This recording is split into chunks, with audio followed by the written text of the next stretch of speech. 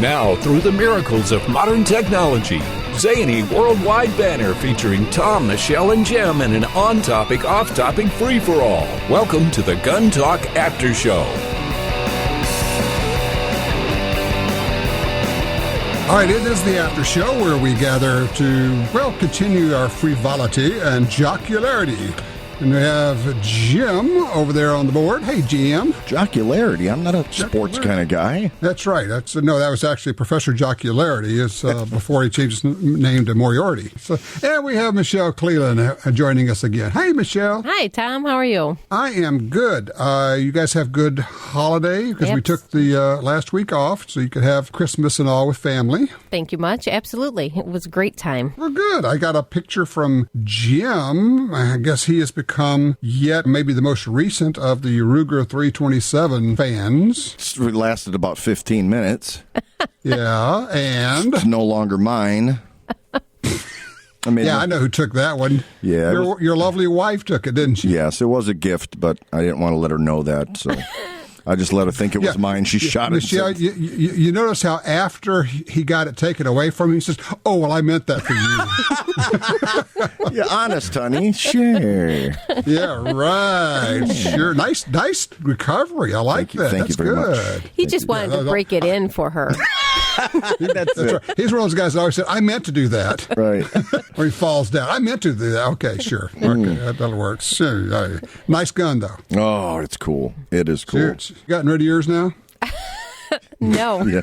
Hanging on to it tighter now that Jim needs a second one. She's on my... Good point. I do need a second one. And then, to make matters worse, what does she do? My wife stops by the studio today during the show, right?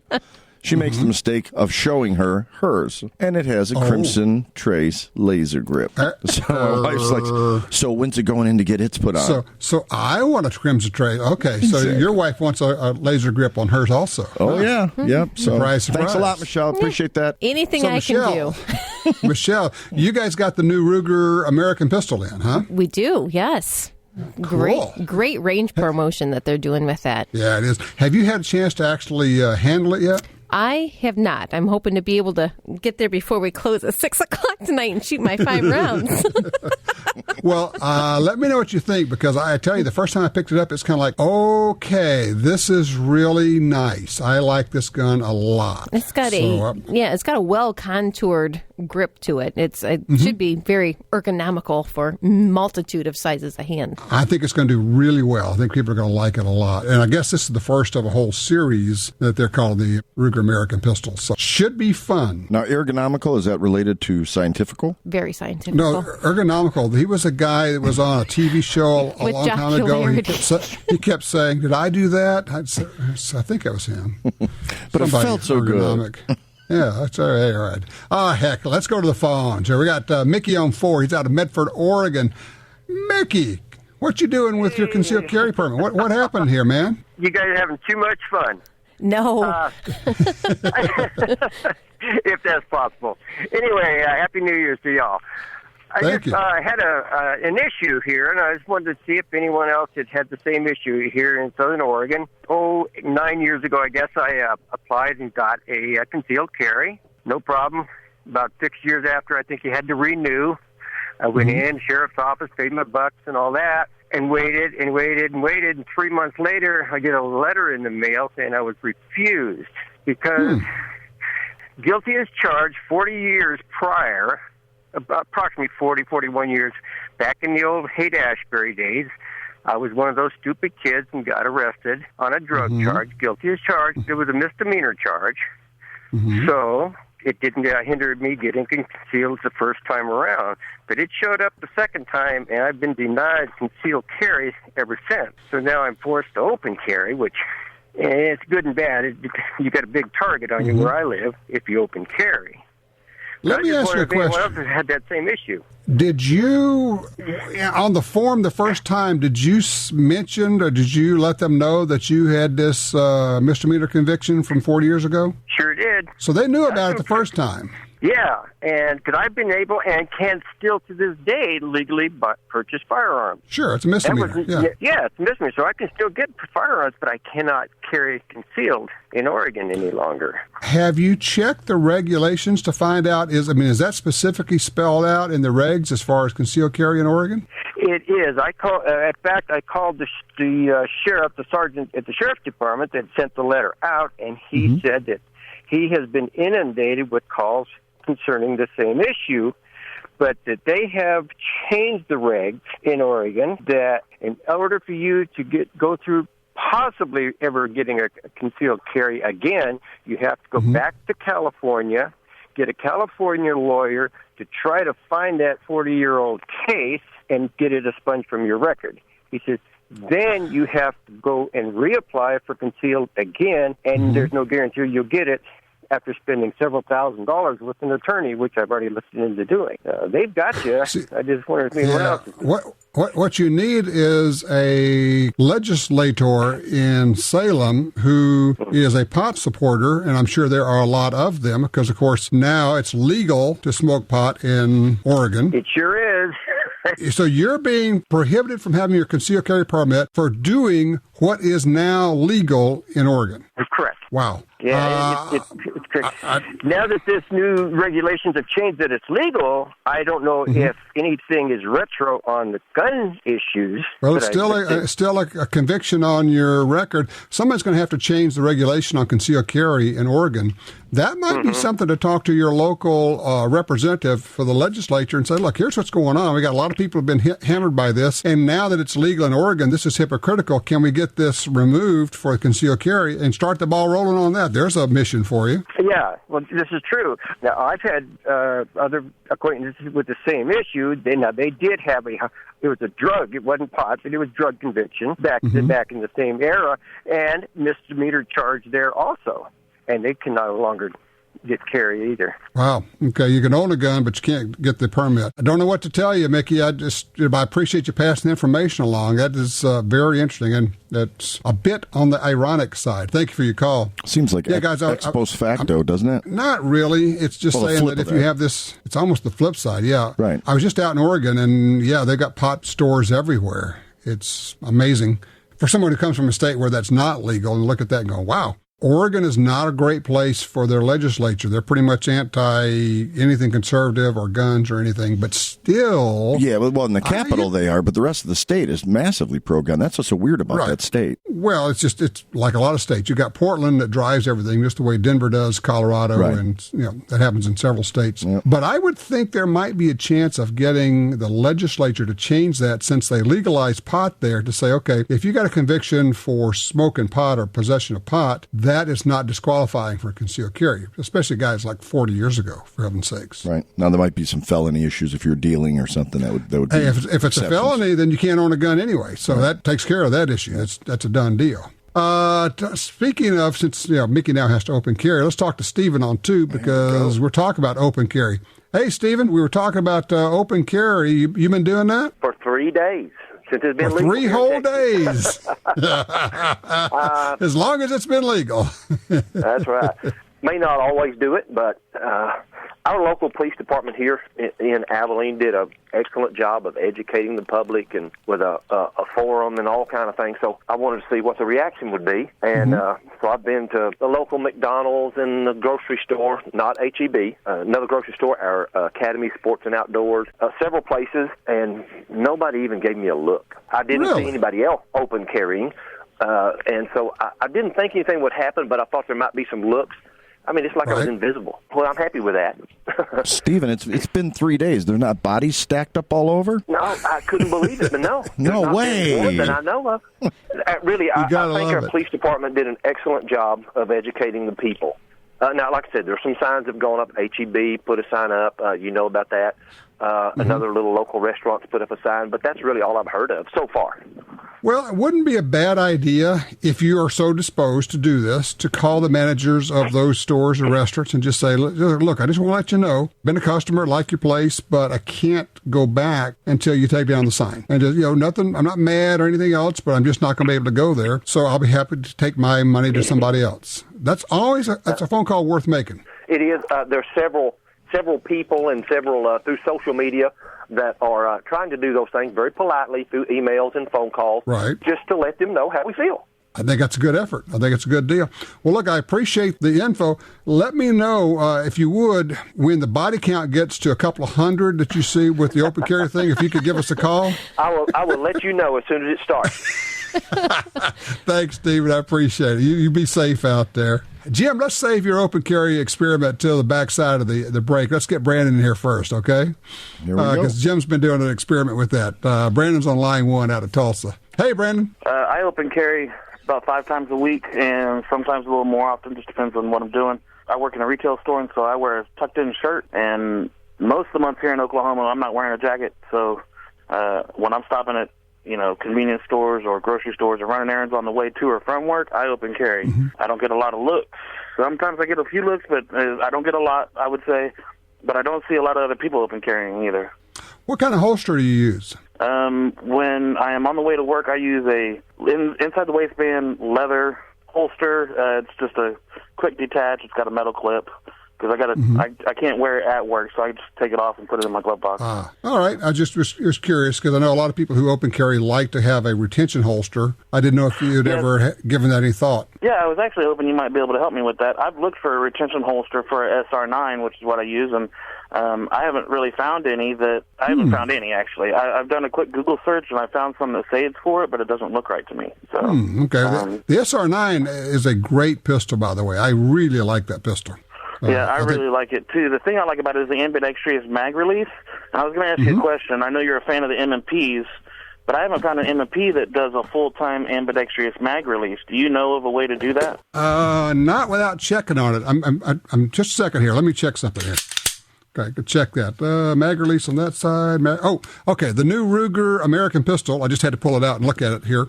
It does have an ambidextrous mag release on the new Ruger American pistol, too. So just kind of, and I think, I have not verified this, but I was looking at the magazines and they look a lot like the mags for an SR. And I want to find out from them if an SR magazine will work in the new American pistol. I do not know that. Michelle, would you have any thought on that? I don't know. It's an 18-round capacity on the American, correct? Right, 17 plus 1. Right. I don't know. What's different from that than the SR? That sounds like an SR. Right. It is. My first thought when I picked it up was they took the SR and they made it more modern. This SR series is a slim grip. This has a very slim grip, but it looks more M&P Glock XD-ish polymer with steel slide. I think it looks good. I think they did a good job with it. And Blade Tech is already online with holsters for them. And Crossbreed too. Mm-hmm.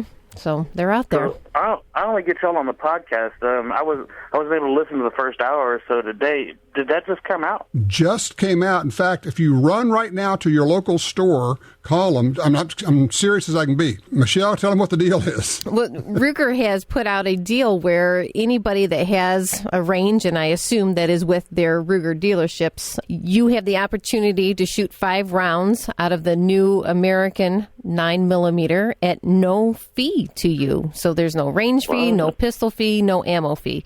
Again, it's 5 rounds, but it gives you a great indication as to whether or not you're going to like that gun. Well, I feel special for being able to take part in this infamous after show. I always do the podcast, so I appreciate it. We try. Well, I hope you enjoyed it. We have fun. All right, guys. Y'all have a wonderful day. Happy New Year. You too. Thanks. Thanks, Brad. Appreciate that.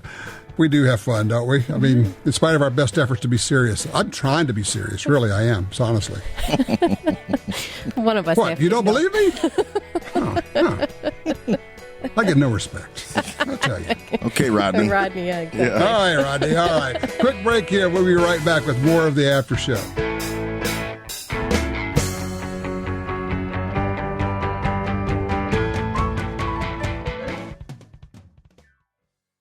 In the war on terror, fighting crime in the streets, in competition and homes around the world, one name in firearms stands out: Sig Sauer. Our pistols and rifles are renowned for their unfailing performance. This same commitment to excellence can be found in our line of SigTac accessories and the training offered by the Sig Sauer Academy. For unmatched quality, reliability, and innovation when it counts, choose Sig Sauer. Visit sigsauer.com today.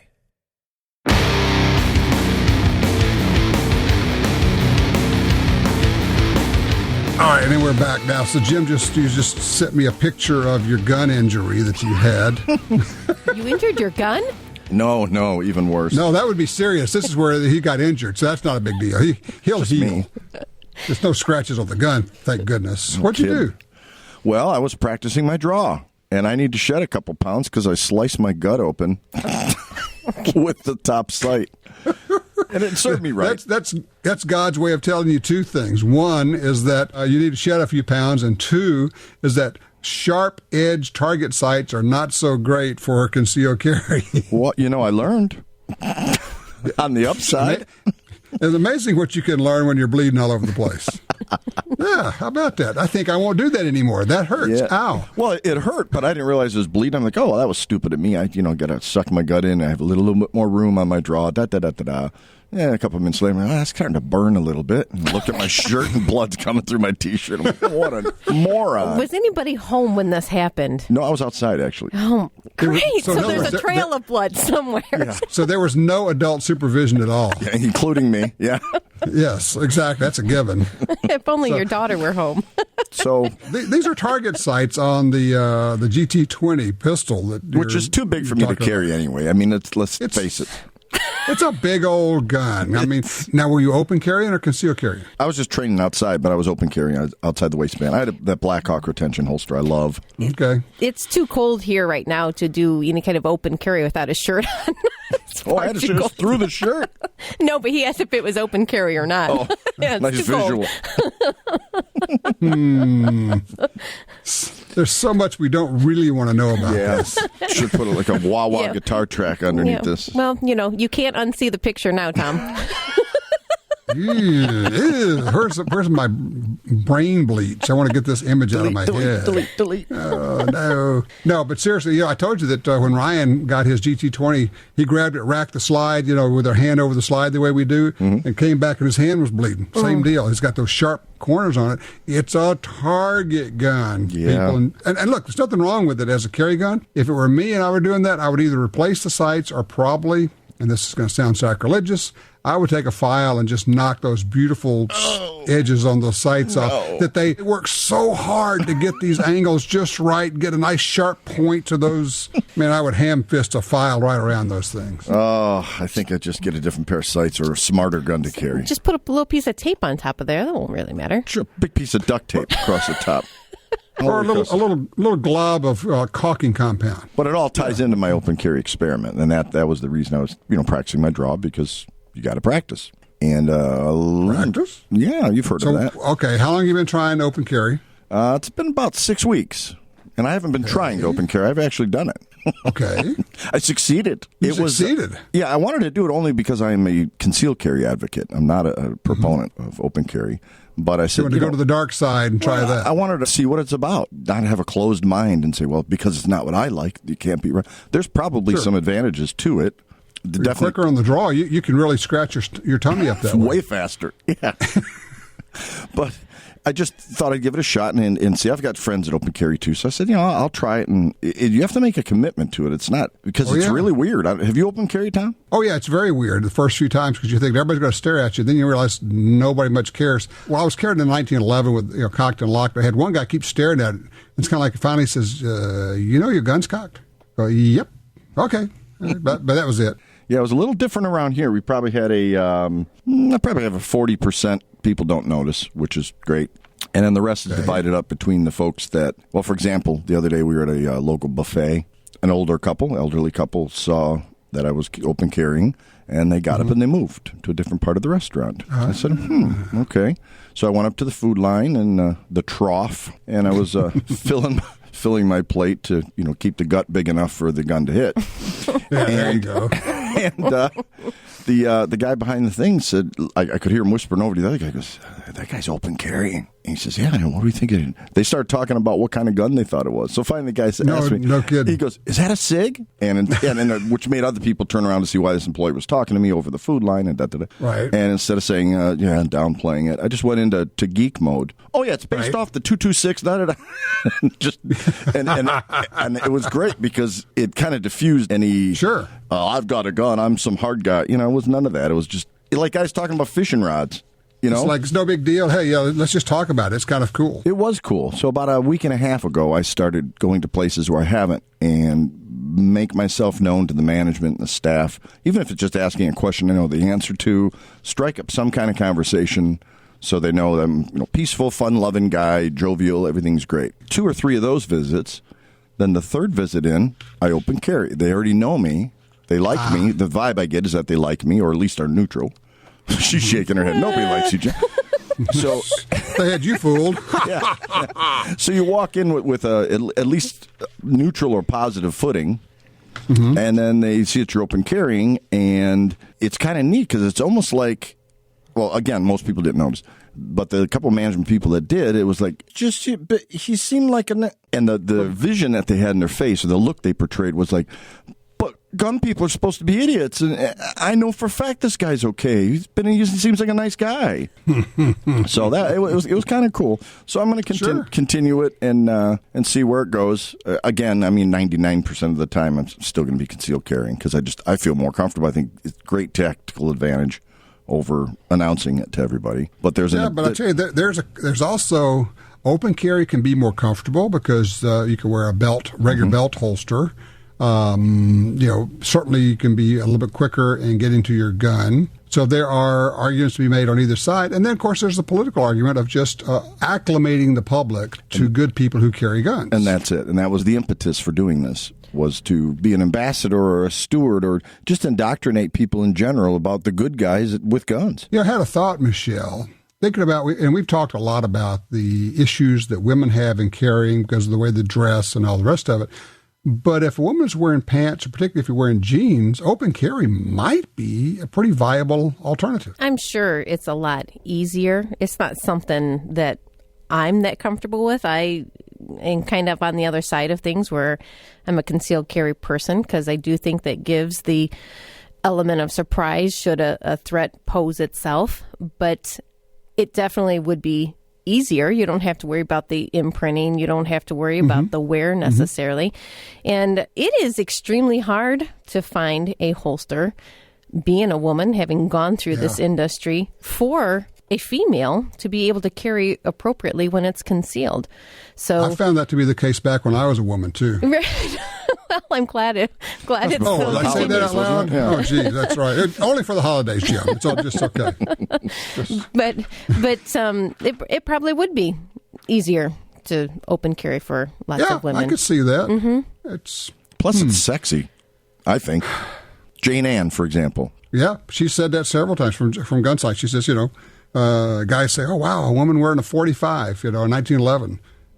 Guys will come up and talk to her. So that's awesome. I can see that. Well, it's kind of like a woman with a 4-wheel drive pickup truck. Kind of the same kind of thing. Michelle's going, you guys. I know. I wonder how many guys would shy away from a woman, guys with bad intent. Oh, she's got a gun. I mean, that would be a reason for me to go up and talk to her. Michelle, one of the things you said about, I'm thinking it actually gives you more options if you're concealed carrying, because if you're open carry and something breaks out, you might get forced into going for a gun because it's there, people can see it, whether it's the bad guy sees it or somebody else sees it and says something. You got a gun, go take care of it. Exactly. Whereas if you're concealed, you might be able to just slip out of there. And, a robbery is just a robbery. If a store's getting robbed, there may be no need to bring a gun out in the middle of that because now you have started a gunfight. Well, that's the what ifs of the mindset. We've talked about that so many times, but you've got to have the mindset. First of all, if you're going to pull, that you're going to win, and you're not going to stop until you've won. And I think that's the biggest thing. But to me, the element of surprise, if you don't know and you might be questioned, you've got even more force on your side. The force is with us. It just gives you options. I'm thinking about one of our first-person offender scenarios where we had a woman was carrying, she was going out to a parking lot, and there's an altercation, actually a shooting, or in this case a stabbing takes place in the parking lot. And so she pulls her gun and runs up there to stop the stabbing. And she closed the distance to about 4 feet. And afterwards she said, no, I wasn't any closer than about 10 feet. And you look at the video and go, nope, it's about 4 feet. And it's one of those you're thinking, okay, there was no need, number one, to close the distance. Maybe not even a need to get involved, but maybe so. Now, that's a different call. But it's part of that training mental process where, you know what a gun is? A gun is a means of projecting force at a distance. Why are you going to give up the advantage that you have of a distance projection by closing the distance where somebody can hurt you? And that's just a case of gaming it. Right. You have to have gone there in your mind. And you've just exposed yourself, because I guarantee you have no coverage. Absolutely. Blew right across the parking lot where he could have ducked in behind a car, stopped back there at 20 or 30 feet, where somebody with a knife represents no threat, but you can have your gun out and you can call 911. But you have to have done that 42 times in your brain before it happens, or you won't actually do that. I have a lot of scratches on my gut is what you're telling me. You better get some tape. Or a file. We're going to take up a collection for a file for Jim's gun. No, I got a grinder. I got a grinder. Oh, yeah. Oh, yeah, there you go. Power grinder on your rear sight. Yeah. Would you shoot video of that, please? That'd be great YouTube stuff. GT 19.96. This gorgeous gun, and people are just going to cry as you're using a grinder on this thing. Couldn't do that. Sacrilegious. Well, see, now not only does he need a laser, he needs a new set of sights. I'm making a list. Yeah. Yeah, think of all the things you're going to be able to sell him, Michelle. Oh, my goodness. Yeah. I'm going to be working for you pretty soon. There you go. Oh, well, I cannot wait to get out and shoot this new Ruger American pistol. It looks good. There are several new things coming out, and some of them are going to get announced before SHOT Show, but a lot of them will be at SHOT Show. We actually made videos for a number of the companies. It's funny, when you walk around the SHOT Show and you go into these companies' booths, a lot of them have the big video displays, monitors up in their booths, and a lot of that stuff, we shot the videos for those. So we get the heads up on all the fun stuff ahead of time. Neat. So, are you going to go to the BBA booth? The BBA? The Botanical Body Armor booth? Oh, gosh. Yes, exactly. We're going to have the bulletproof leaves. It's like groovy, man. That's probably a wing of the SHOT Show I haven't experienced yet. Although, when they have the SHOT Show in Oregon, I'm sure we can all do that, man. Yeah, SHOT Show opens at 9:30-ish. And we got Fritos for everybody. There you go. That's right. This wing sponsored by Lay's Potato Chips. All the food companies. Oh, goodness. Okay. Better put the date out there. What did we look at? We looked at rifles. Oh. Speaking of rifles, news thing. We had the news about Stag Arms and Mark Markowski, who we've had on the show here a number of times, is being forced to sell the company because of evidently some poor record keeping. Right. We also got word from Stag says, look, we're not going anywhere. Mark's selling the company, but the company's going to be around, and we're still making stuff and selling stuff. So if anybody's worried about that, don't. Stag Arms is still going to be there. So just a kind of a heads up for everybody there. Oh, yeah. They've been making, and I'll tell you, frankly, a lot of the guns you see with other people's names on them were made by Stag. Oh. So, yeah, they've been making ARs for a long time. They're the VCRs of the gun world, huh? VCRs. Remember? There's like 3 companies that made VCRs, and they put 1,000 different names on them. It's probably the same way with TVs these days. Yep. All righty. Well, it's time for everybody to get out to the range and shoot these new guns. And, Jim, I'm sorry that you don't have a Ruger 327 Federal revolver. I had one for a few minutes. I'm so proud of her, by the way, for taking that away. I know you were cheering all the way. Oh, I knew he was going to lose. But you know what the whole thought of that behind that was, Tom? What's that? It's something she'll carry. And she even said, she goes, this I will carry. Because there's no hammer, and there's several reasons why. And she just liked it. I mean, it's 6 shots of essentially 357 Magnum level energy. And controllable with, and you said, look, it's a double action trigger. It's a long double action trigger, but it's better than a lot of double action triggers out there. Right. I think it's a good trigger. It is. And her comment was, I'm just going to have to practice more to get used to it. And I'm like, bingo. Well, I will tell you, when you put the Crimson Trace laser grip on there and have her dry fire practice it, she will get so much better so fast because she'll see that laser bouncing around when she's pulling the trigger. It's an amazing training tool. Plus her finger will be stronger when she stuffs it in my chest. Says, all right, buddy, next I want... Exactly. So he's going to have a 9mm, I want a 40, and I want a 45. He's going to have a bloody belly and a bruised chest.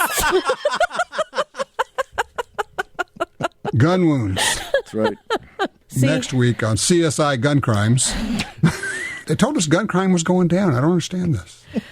What I think is great is the excitement, and I still have that. The amount of women that have shot my pistol has been incredible. In 3 shots, they know whether or not they like it. It's like, just finish out the other 3 because it's fun. And so to me, this experience that Jim has had with his wife is just proof positive. It's exciting. It's something different. It's real. It's not, I mean, we've all seen it's another gun. This is really something cool. For those who don't know what we're talking about, just the Ruger LCR, their revolver, small double-action revolver, but now chambered for the .327 Federal cartridge, and you shoot the 32 H&R or even the 32, help me out, Smith & Wesson long. Or Smith & Wesson longs, because they're a lot cleaner. A lot cleaner and almost no recoil at all. Right. And it's a great defensive gun. Mm-hmm. And it's a revolver, so it's going to work. Most of the time, yeah. If you do your part, it'll do its part. And Michelle, I got to tell you, I love the idea of you putting a laser on that gun. That just makes it so shootable. It's another deterrent. Thanks a lot, Michelle. Really appreciate that. It's just one more deterrent. That's the way I see it. One more training aid, one more deterrent. Yep. And, it just... Here's the thing I've done with people. I said, have you ever tried shooting your pistol while you are moving sideways to the target? They go, what? I said, well, if you get into a real gunfight, chances are, if you're not moving, you darn sure should be. Mm-hmm. And we'll have them try shooting with iron sights. Can't hit anything. And then put the laser on there and shoot one-handed. Doesn't matter. Mm-hmm. And you could put shots on target back at 10 yards without a problem with the laser moving while you're moving briskly to the side. It's quite a good tool. And it also takes the one eye, two eye thing, the constant battle people have over closing an eye or not. It totally eliminates that. Right. Well, unload your gun, close the blinds, shut off the lights in the bedroom, and see what you can see. That's all I'm going to say. Try to see the sights. Yep. Yep. Oh, I was going somewhere totally different. Never mind. God, it's time to go. So sorry, America. All right. You're up, Michelle. Smacking for me. That's right. I thought we were done. Smack. There you go. I like it. You thought we were going to get away without having to do that, or getting to do that. No. In this case. Nope. Oh, cool. It's a new year. She hit me with a left this time. Well, she's in training. She's going ambi. It's the element of surprise. Ambidextrous safety. She's ambidextrous for her safety. There you go. You never saw it coming. All right, guys, you have a good week. We will do it again next Sunday. Take care, Tom. See you. Tell your friends about the Gun Talk After Show, a more informal setting featuring Tom, Michelle, and Jim commenting on topics that are important to you. Available on iTunes and other podcatchers, and the Gun Dealio smartphone app for iPhone and Android.